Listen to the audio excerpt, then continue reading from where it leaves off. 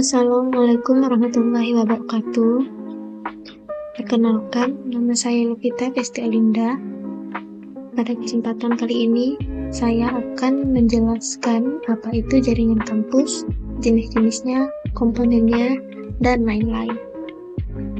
Langsung saja kita masuk pada pembahasan materi. Apa itu jaringan kampus? Jaringan kampus adalah infrastruktur jaringan yang digunakan di lingkungan perguruan tinggi atau universitas untuk menghubungkan berbagai perangkat dan sistem. Jaringan ini biasanya menghubungkan kampus dengan jaringan global, sehingga mahasiswa dan staf dapat mengakses informasi dan sumber daya online. Menghubungkan komputer dan perangkat lain di dalam gedung atau area kampus. Memungkinkan komunikasi dan berbagi sumber daya seperti printer dan server. Meliputi sistem untuk melindungi data dan perangkat dari ancaman luar seperti firewall dan sistem deteksi intrusi. Menyediakan akses internet nirkabel di area publik seperti perpustakaan, ruang kelas, dan area umum.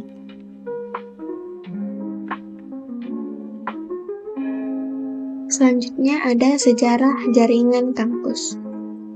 Yang pertama, generasi pertama pada tahun 1980-an.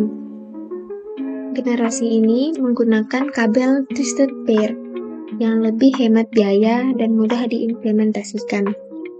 Jaringan kampus awalnya terdiri dari beberapa LAN yang terhubung melalui router yang mahal dan lambat.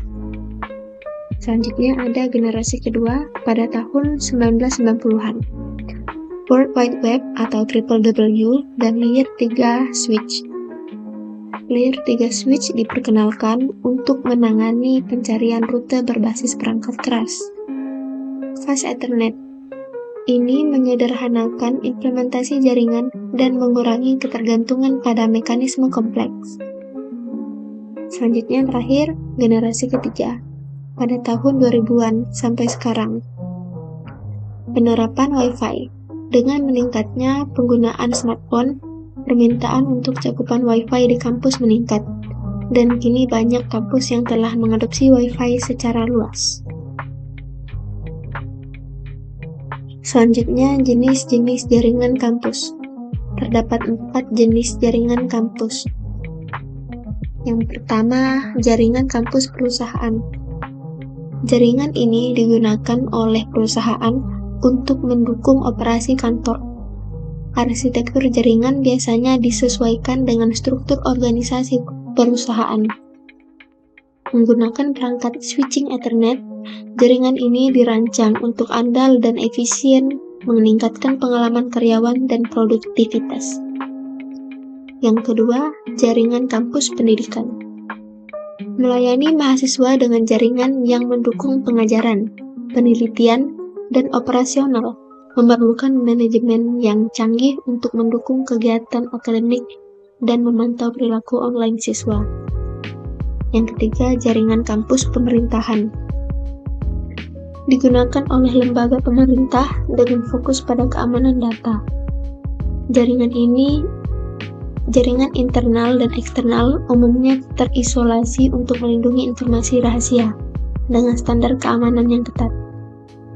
Keempat, jaringan kampus publik. Digunakan di tempat umum seperti pusat perbelanjaan, hotel, dan museum. Menyediakan akses internet kepada pengunjung dan mendukung sistem operasional internal. Jaringan ini bertujuan untuk meningkatkan pengalaman pelanggan dan efisiensi bisnis. Selanjutnya ada komponen jaringan kampus. Yang pertama, jaringan data kampus atau intermediary device. Dibangun menggunakan teknologi Ethernet atau WLAN, mencakup perangkat komunikasi seperti router, switch Ethernet, wireless access points atau AP, wireless access control atau WAC, dan firewall. Mengelola trafik data internal dan terdiri dari beberapa subnet untuk layanan berbeda seperti subnet untuk kantor, video konferensi, dan IoT. Jaringan ini memungkinkan berbagai layanan seperti data, video, dan audio berjalan secara bersamaan. Yang kedua, akses terminal atau end user device. Perangkat pengguna akhir yang terhubung ke jaringan kampus dianggap sebagai bagian integral dari jaringan. Administrator dapat mengelola dan membatasi akses terminal, termasuk pemasangan perangkat lunak antivirus. Ini membantu mengurangi ancaman keamanan dan memastikan terminal memenuhi standar jaringan. Yang ketiga, platform manajemen jaringan. Komponen yang bertanggung jawab untuk manajemen dan pemeliharaan jaringan berisi Network Management Systems atau NMS. Menyediakan fungsi manajemen tradisional serta kemampuan untuk otomasi dan pengelolaan skenario. Platform ini menyediakan API yang memungkinkan integrasi dengan aplikasi layanan. Yang keempat, platform keamanan. Sistem yang menggunakan data besar untuk melindungi jaringan dari ancaman canggih. Memanfaatkan API dari platform manajemen jaringan untuk mengisolasi dan membersihkan trafik yang berpotensi berbahaya. Melindungi jaringan dari Advanced Persistent Threats atau APT. 5. Platform layanan aplikasi. Mengembangkan layanan aplikasi yang memanfaatkan infrastruktur jaringan. Memungkinkan pengembangan aplikasi yang mengakses data jaringan, seperti aplikasi peta panas untuk meningkatkan pengalaman pengguna di tempat komersial.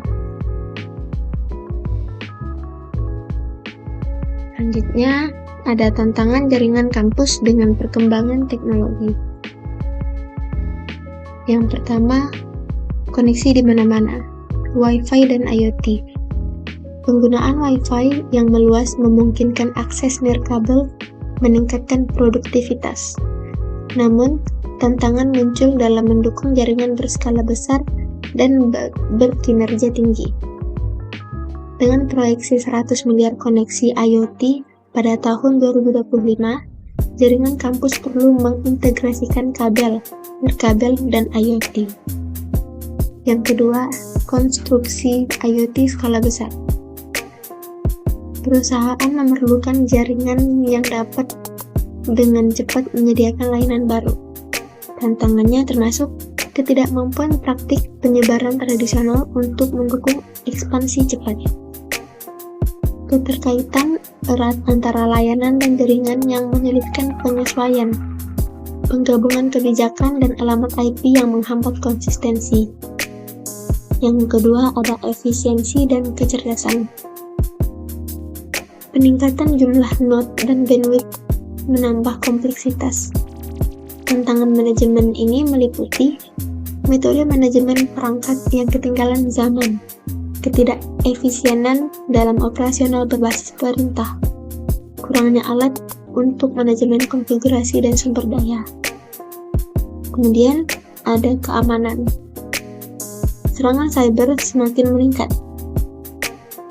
Menghadapi tantangan seperti penggunaan terminal nirkabel yang melemahkan pertahanan tradisional, meningkatnya perangkat IoT yang memperluas permukaan serangan canggih yang memerlukan solusi keamanan yang lebih inovatif. Yang terakhir, ketiga, ada pandangan industri terhadap jaringan di dunia digital. Ada jaringan otonom, dikenalkan sebagai solusi dengan akses terkonvergensi, dukungan multi-service, dan manajemen otomatis. Ini mencerminkan perubahan signifikan dalam cara jaringan dikelola dan dioperasikan.